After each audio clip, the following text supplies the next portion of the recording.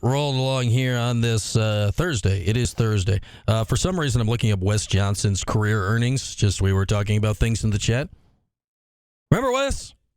Good people. He made $31 million. Good for him. Good work if you can get it. All right, let's keep it moving here on this Thursday. It is Thursday, which I mentioned again because you know what we do on Thursday? We talk to JJ Starling, and we do it brought to you by our friends at RomanoCars.com. JJ's regular season is complete. He's getting ready for the ACC tournament, and with that, here is today's conversation. It is our guy, JJ Starling. Our weekly visit is always brought to you by our friends at RomanoCars.com. And JJ, kind of strange here, finishing up the regular season before everybody else in the league. What's this weekend going to be like for you guys when everyone else in the ACC is playing and you guys are sitting and watching? Just a lot of preparation. Next week is big for us. Going down to DC, so it starts today. We're right back at practice, and it's just going to be a hard rest of the week of practice. Yeah, take me through like this, because like right now, you have no idea who you're playing next. There's like literally 8 different possibilities of who you might be playing coming up next game. So how do you focus prep here for the next few days until the bracket kind of crystallizes after the games on Saturday? Honestly, I think what we're going to focus on is like cleaning some stuff up on offense and defense. Just working on like our rotation and stuff, and then later in the week when we finally find out who we play, that's when we start prepping for a specific team. But like I said, today is probably just going to be more, focusing on offensive and defensive keys.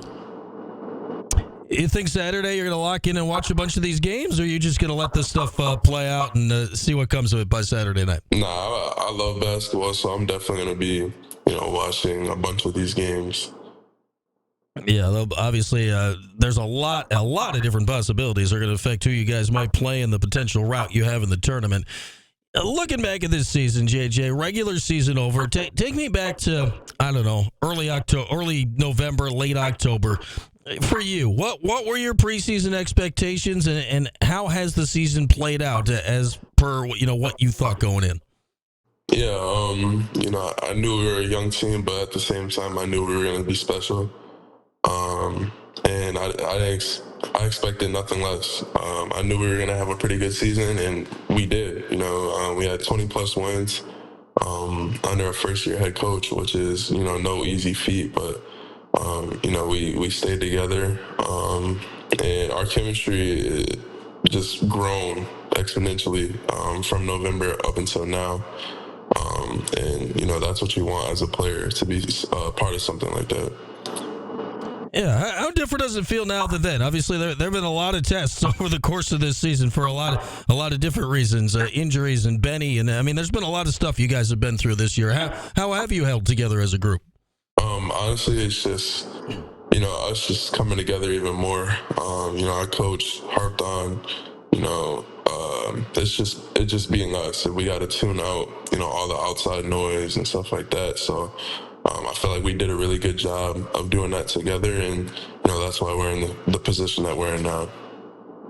Yeah, getting ready for the ACC tournament. You guys will be playing. We don't know when you'll be playing. You'll be playing on Wednesday at one of 3 different times, so we have no idea. Do you care if it's afternoon game or night game? Does that matter when you guys get ready for the week? Either of those get you juiced up more for what you'll see in the tournament? Not at all. I know me personally, I'm going to be playing, like it's my last game, and I know my guys are going to do the same thing, so whether we play early in the day or late at night, we're just going to be ready to come to play with our best effort. And all of those are possibilities coming up for sure. Ours could play as early as 2:30 on Wednesday, could play as late as 9:30 on Wednesday. So we shall find that out by the end of the day on Saturday. JJ Starling is with us, as always, brought to you by RomanoCars.com. Personally, for you, JJ, how you feeling? I know you got stepped on the foot a little bit on Tuesday and had to come out for a little bit. How you feeling a few days later? I feel good. I was a little frustrated with myself. I had some mistakes in the game that I could have prevented. So I was more so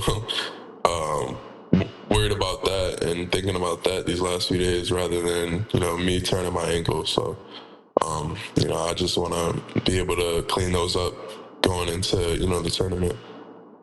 How tough was that game on Tuesday? Because it was weird, right, JJ? You guys weren't out of it at any point, but man, they were able to keep you at like arm's length. It felt like for the whole game. How tough a game was that to play on Tuesday? It was very tough. They were hitting shots, and they played really well together.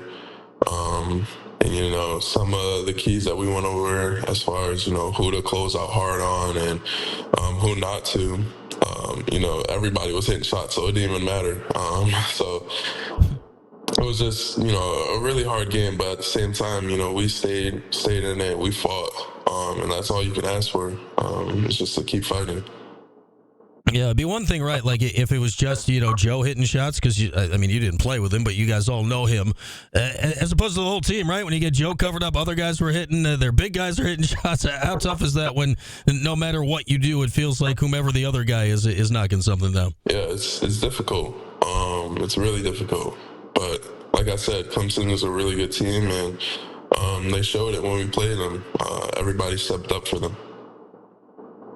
How wide open does this tournament feel coming up? Obviously Duke and Carolina in some order are going to be the top two seeds, but we've seen, anybody beating anybody in this league this year. How wide open do you think it's going to be in D.C. next week? Yeah, it's going to be really wide open. And I know we have the mindset of, like, no matter who we play, we're just coming ready, and we have the mindset of going in to win the whole thing. So we don't really care what seed we get. Our mentality is just to get to the top no matter what cost. And it'll be a 5, 6, or 7 seed, depending on how things shake out on Saturday with with Wake Forest and Clemson and Pittsburgh, how that all shakes out around you. The other ACC tournament, the women's basketball tournament's going on right now. Your counterparts in the building play tomorrow night. I know you guys share practice courts and arenas, and your locker rooms are right next to each other. How much do you pay attention to what the ladies are up to this time of year? I pay attention a lot. They've been playing really great, and obviously under Coach Jack, they just play together and they play hard. They practice hard. You can tell by their practices whenever you walk in the building. They're intense, and it's really showing. It's paying off, and that's why they have so much success right now. Well, they'll be playing tomorrow night at 7:30 versus either Florida State or Wake Forest. That one you're going to sit down and watch, JJ, tomorrow night to get in front of the TV? Yeah, I think I might have to.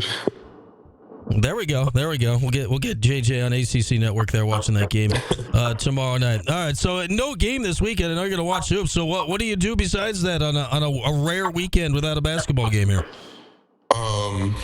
Like I said, just prep. Watch a lot of basketball and just stay in the gym. Yesterday was our off day, but right after I did some homework and stuff, I was in the gym with my trainer. So that's what it's gonna look like. We have a few days off until we play again, so I just want to make sure that I'm staying, tuning some things up and I'm staying fresh. I know you guys. You say you want to go down there and win the tournament. How do you balance that thought versus, the standard one game at a time thought, where you guys know what you have to do, and then there's the task in front of you?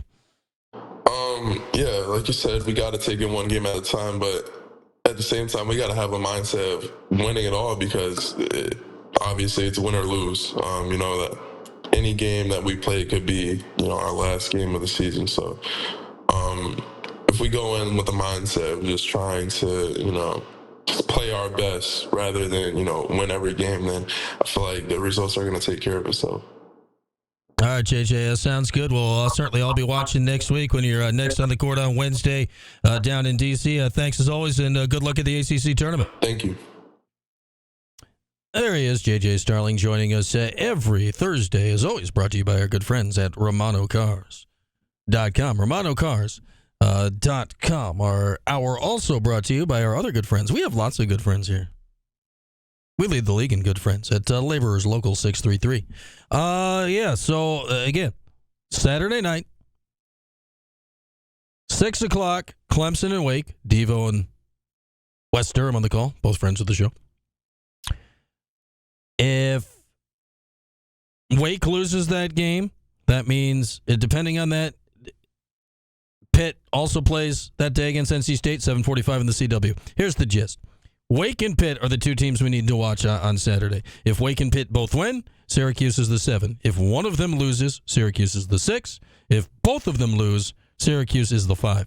And then all the other games will go into determining who Syracuse will play on Wednesday. That is so much of a headache to figure out that I've opted against it. Because we went through the standings earlier. There's teams so close to each other. People could all over the place. That's the official sound effect of the ACC standings right now. So a lot's going to sort it out on Saturday. I think I will be on the team that is rooting for Clemson and NC State on Saturday to both pick up road wins in the league, which would plop Syracuse in the 5 seed, which would be nice at 2:30 in the afternoon on Wednesday. That's personal rooting interests of me. You may have other interests. You may prefer an evening game on Tuesday. If Syracuse is the 7 seed, they will be playing at 7. If they are the 6 seed, that's 9:30 and like 9:30 at the earliest. Some of those games can go late night. They can go 1 or 2 or 3 or maybe 4 or 5 or 6 overtimes, and they can go really, really late night. That was something. Man, we're 15 years. We're 15 years on from the 6 overtime game. We're all old. All right, let's hit a break. Mike will be in here. Do a little 411. We'll do that next right here on Q Sports Talk and ESPN Radio.